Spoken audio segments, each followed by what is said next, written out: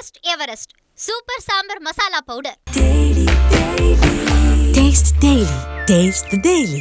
நான் ரொம்ப கஷ்டப்பட்டு தான் வந்தேன். எனக்கு வந்து பேக்ரவுண்ட் வந்து எங்கள் அப்பா என்ன சினிமாவில் இருந்தாலும் வந்து எங்களுக்கு பெருசாக ஒன்றும் வசதிகளோ பெரிய இது பண்ணுற அளவுக்கெல்லாம் கிடையாது. பட் ஸ்டில் இப்போவும் நான் வந்து ஒவ்வொரு டைரக்டர் ஒவ்வொரு மாதிரி அவங்களுடைய ஒர்க் ஸ்டைலாக இருக்கட்டும், அவங்க சொல்கிற விஷயங்களாக இருக்கட்டும், அவங்க பெர்ஃபார்ம் பண்ணுற விதங்களாக இருக்கட்டும், எல்லாமே நம்ம வந்து கற்றுக்க முடிஞ்சுது. ஸோ நான் அந்த வகையில் வந்து நான் ரொம்ப சந்தோஷப்பட்டேன். எனக்கு பெருசாக படங்கள் நான் வந்து பெரிய ஹிட் ஆகலைனாலும் அப்பா இறந்ததுக்கப்புறம் ஒரு மாதிரி பைத்தியம் பிடிச்ச மாதிரி ஆயிட்டேன். ஒரு 5-6 மந்த்ஸ் வந்து ஒரு மாதிரி ஆயிட்டேன் நான். அதுக்கப்புறம் அதுலேருந்து கொண்டு வந்தது என்னுடைய ஹஸ்பண்ட் தான். ஏன்னா என் ஹஸ்பண்ட் என்னுடைய அப்பாவாக இருந்து எனக்காக வந்து நின்று, இப்போ நானும் என் ஹஸ்பண்ட் சம்பாதிக்கிறோன்னா அவரும் என்கிட்ட மறைக்கிறது கிடையாது, நானும் என்கிட்ட. ஏன்னா என்னுடைய ஃபுல் அண்ட் ஃபுல் அவர் தான் வந்து பேசுறது, சம்பளம் என்ன எல்லாமே அவங்க தான் பேசுகிறாங்க. ஃப்யூச்சரில் வந்து எனக்கு வந்து ஒரு டான்ஸ் அகாடமி ஆரம்பிக்கணும்னு ரொம்ப நாள் ஆசை, ரொம்ப நாள் ஆசை. ஆனால் அதுக்கான குழந்தை வளர்க்குறதுன்றது ஈஸி கிடையாது, உண்மை. பட் என்னன்னா அவங்க பிறந்து ஒரு 3-4 மந்த்ஸ்லேயே நம்ம வந்து ஒரு விஷயத்த அவங்களுக்கு சொல்லி கொடுக்குறது என்னன்னா,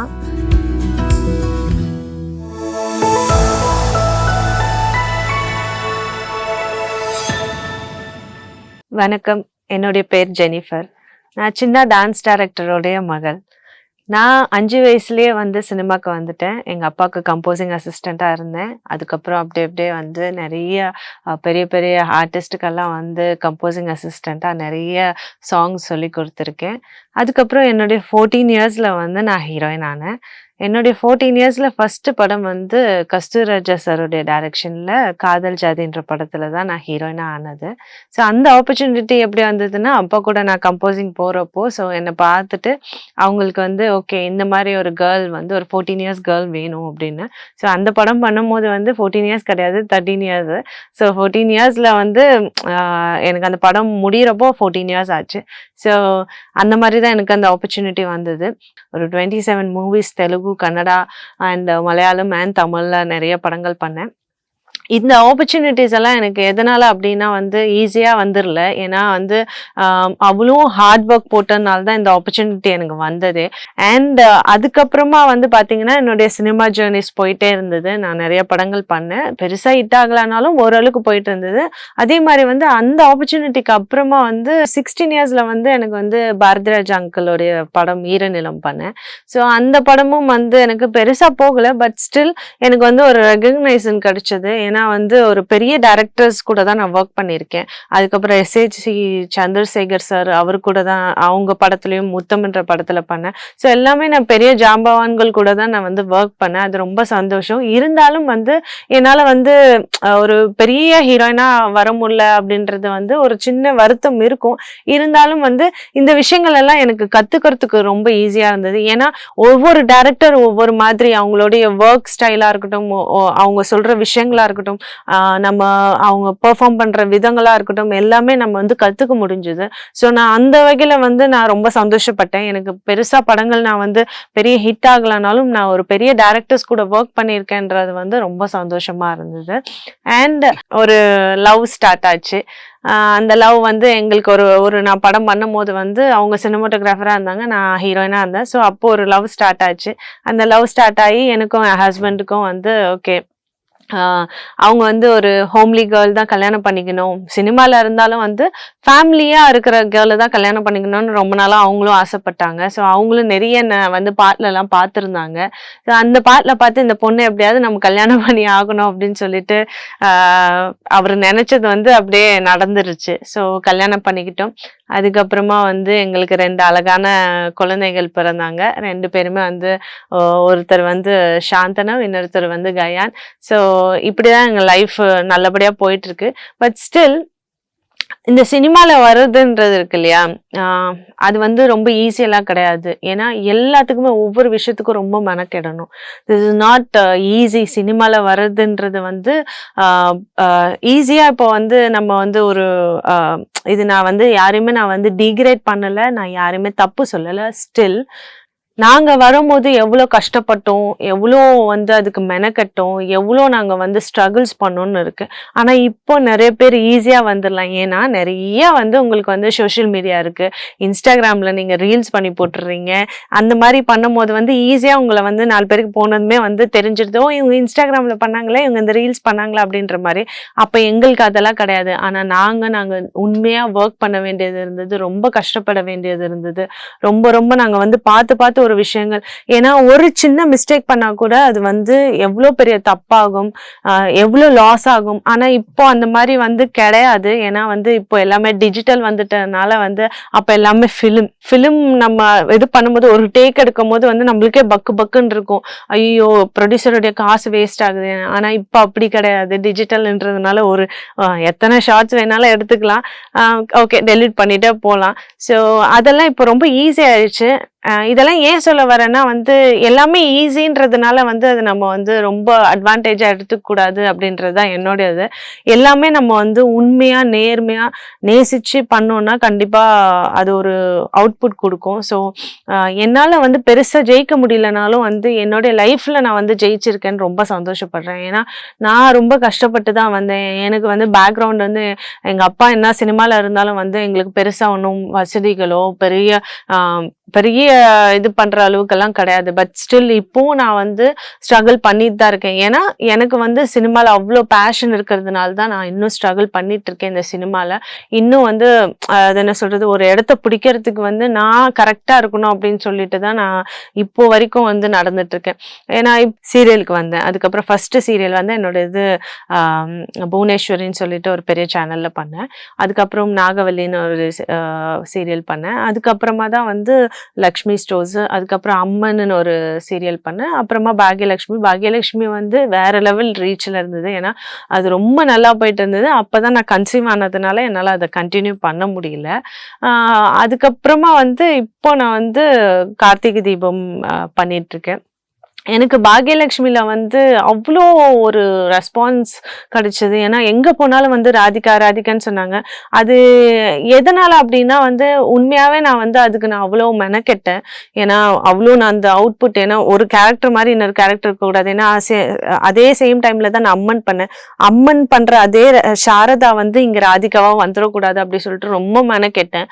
ஸோ அந்த மெனக்கெட்டல் வந்து ரொம்ப எனக்கு ஹெல்ப்ஃபுல்லா இருந்தது. என்னுடைய பெர்ஃபார்மன்ஸா இருக்கட்டும், என்னோட டயலாக் டெலிவரியா இருக்கட்டும், எல்லாமே டிஃப்ரெண்டா இருந்தது. அது எனக்கே வந்து புதுசா இருந்தது. ஓகே நான் புதுசா ட்ரை பண்ணியிருக்கேன் அப்படி சொல்லி அதுதான் எனக்கு பயங்கர ரீச்சும் கொடுத்தது, ஹிட்டும் கொடுத்தது.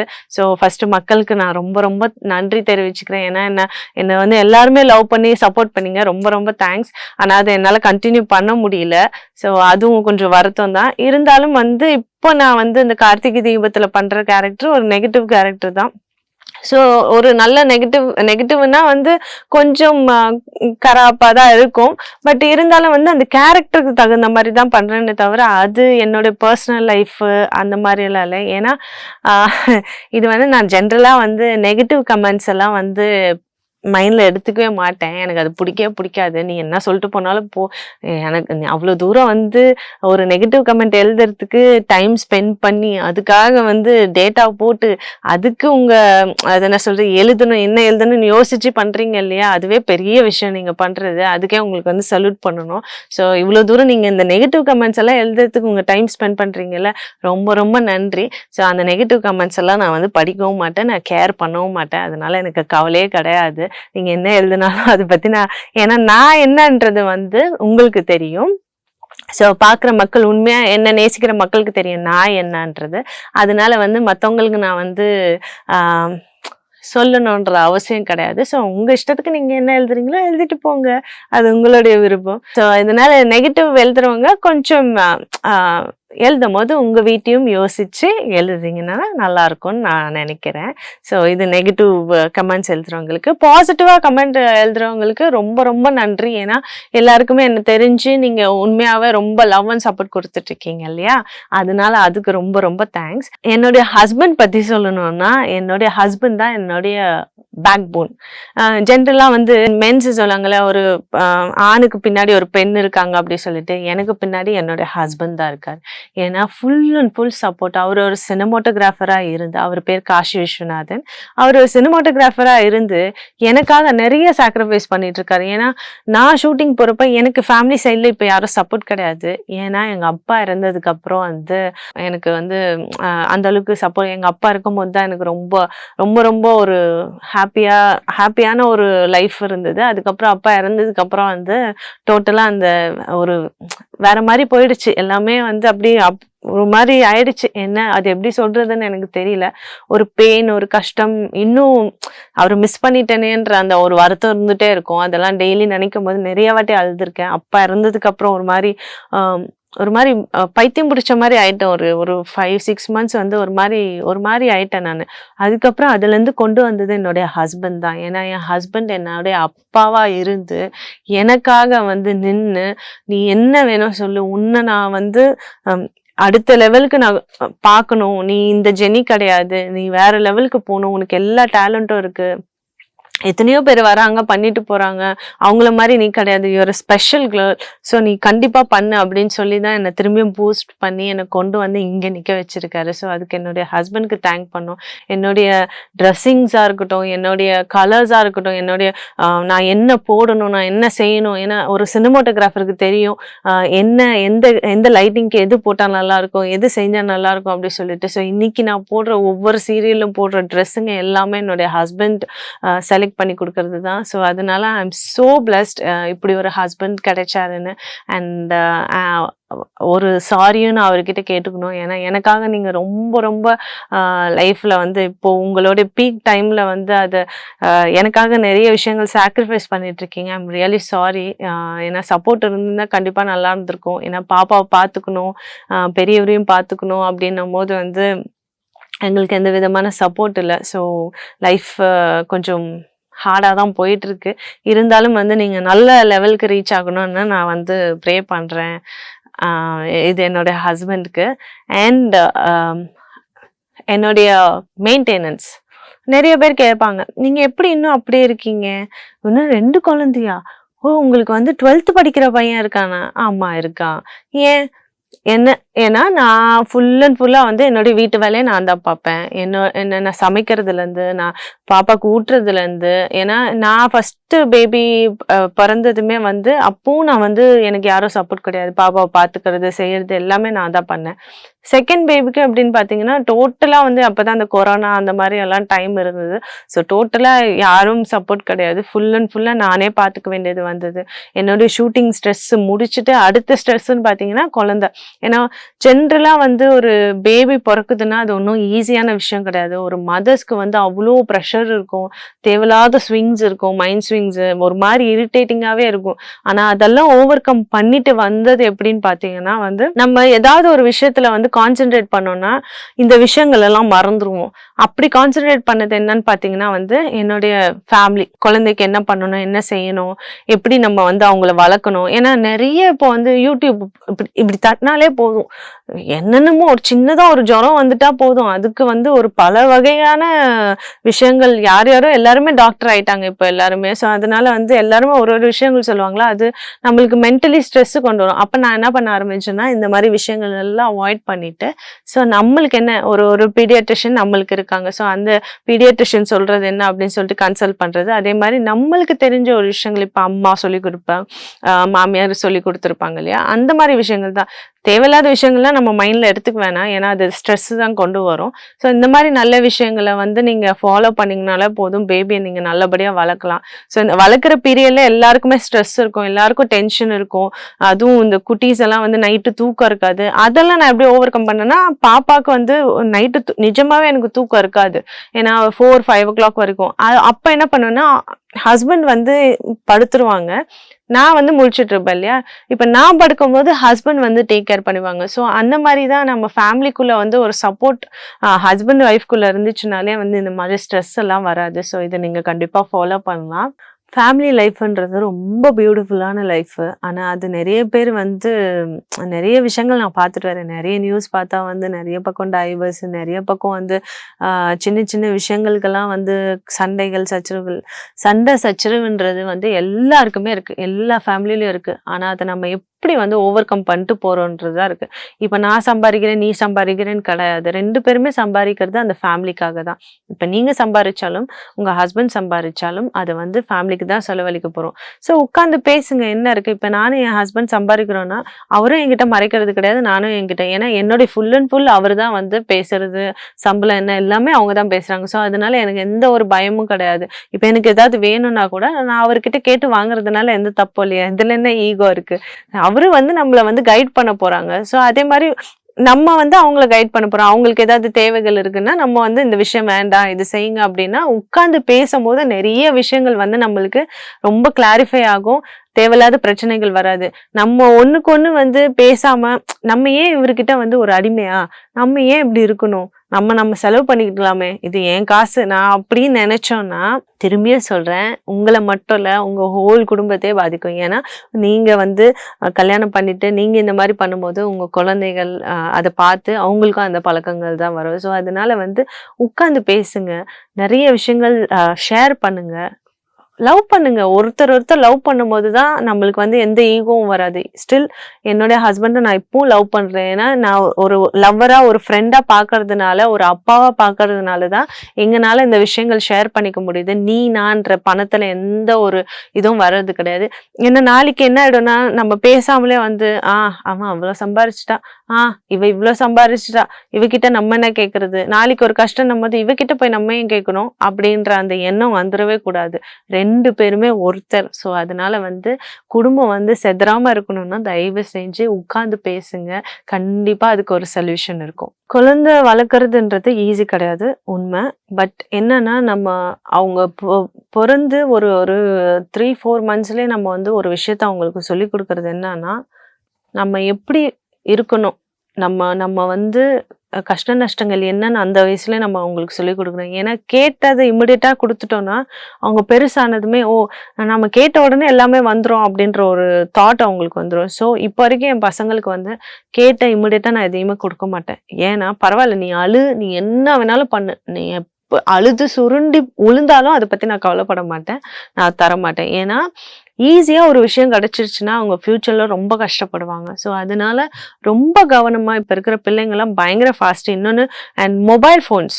இப்ப என் பையனும் மொபைல் ஃபோன் இல்லாம சாப்பிட மாட்டேன்னுமா. நான் சாப்பாடே போட மாட்டேன். பரவாயில்ல, நீ மொபைல் ஃபோன் பாக்குறதா இருந்தா நான் சாப்பாடு போட மாட்டேன், நீ சாப்பாடு மட்டும் வாங்குறதா இருந்தா ஓகே, இல்லைன்னா நான் வந்து சாப்பாடு போட மாட்டேன் அப்படின்ற அந்த கண்டிஷன் இருக்கு இல்லையா. இப்பல இருந்து நம்ம அவங்களுக்கு அதை சொல்லி கொடுத்தாதான் அவங்களுக்கு வந்து ஓகே, நம்ம ஒரு விஷயம் நம்ம வந்து பண்றது தப்பு, அதனாலதான் இவங்க இதை தரமாட்டேங்கிறாங்க அப்படின்றத அவங்க ரியலைஸ் பண்ணுவாங்க.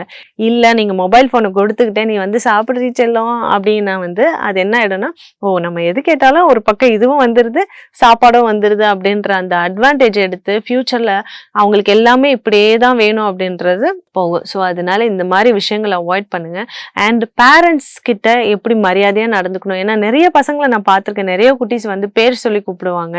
நிறைய பேர் வந்து அப்பா அம்மாவை வா போ அப்படி சொல்லாங்க. இப்போ வரைக்கும் எங்க அப்பா வந்து டேடி நீங்க வாங்க அப்படின்னு தான் நாங்க சொல்லி பழக்கம் எங்க ஃபேமிலியில எல்லாருமே. ஏன்னா அந்த ரெஸ்பெக்ட் எங்களுக்கு சின்ன வயசுல இருந்தே சொல்லி கொடுத்துருக்காங்க. இப்போ வரைக்கும் வந்து எங்க பசங்களை வந்து எப்பயாவது ஒரு வாட்டி வாடா போடான்னு சொல்லுவேன். ஆனா இப்ப கயான் வாங்க, சாந்தனா வாமா, அந்த மாதிரி வாங்க போங்க வாமா போமா அப்படின்னு சொல்லும் போது அவங்களும் அதை பழக்கப்படுத்திக்கிட்டு வெளியில கூப்பிடும் போது வாங்க போங்க அப்படின்ற அந்த பழக்கம் வரும். நம்ம என்ன பேசுறோமோ அதுதான் வந்து பசங்க வந்து வாட்ச் பண்ணிட்டு இருப்பாங்க. ஸோ அதனால பேசுறப்ப ரொம்ப கவனமாகவும், குழந்தைங்களுக்கு நல்ல விஷயங்கள் இந்த மாதிரி நீங்க சொல்லி கொடுக்கும் போது அவங்களுக்கும் மைண்ட்ல ஏறும். இப்ப நம்ம வந்து இதெல்லாம் ஓகே, நீங்க ஃபியூச்சர்ல என்ன பண்ண போறீங்க அப்படின்னு ஒரு கேள்வி இருக்கும்ல. ஆமா, ஃபியூச்சர்ல வந்து எனக்கு வந்து ஒரு டான்ஸ் அகாடமி ஆரம்பிக்கணும்னு ரொம்ப நாள் ஆசை, ரொம்ப நாள் ஆசை. ஆனா அதுக்கான எனக்கு வந்து பெரிய சப்போர்ட் கிடைக்கல.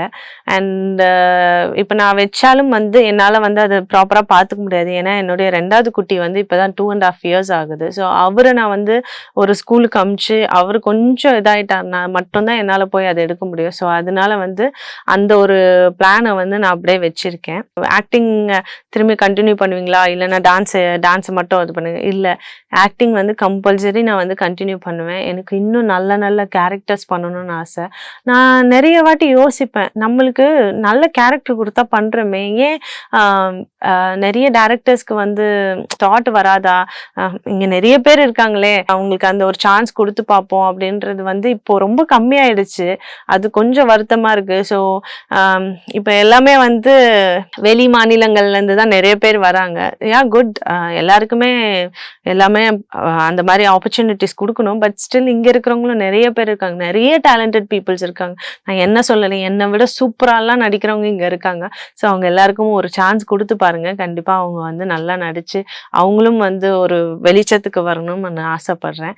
அண்ட் இதுதான் என்னுடைய பயோகிராஃபி. டேஸ்டில் best Everest super sambar masala powder.